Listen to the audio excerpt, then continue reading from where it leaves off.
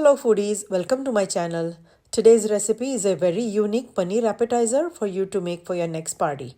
Let me show you how quick and easy it is. Come on. Here I have a paneer block and I'll cut into squares, but you can cut it any way you like. Let's make the seasoning mix. You can use this for a variety of dishes like boiled potatoes or stir-fried veggies. Adjust the spice level as per your choice. You can make this spice mix earlier and store it in an airtight bottle in the pantry for a couple of days. Keep it aside for now. I have used unsalted butter and allow it to melt a bit.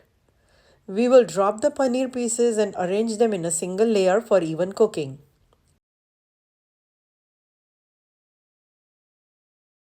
Allow one side to cook for a minute or so and then we will turn them over again in a single layer for the other side to cook.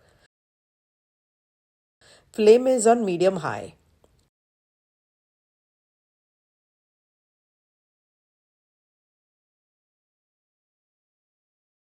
Sprinkle the spice mixture evenly so all the pieces get the seasoning as evenly as possible. Leave some for the other side.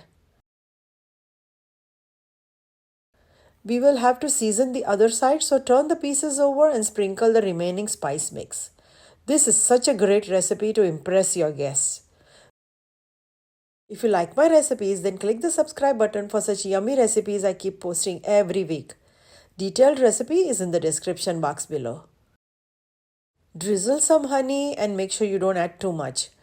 We will also add finely chopped coriander leaves.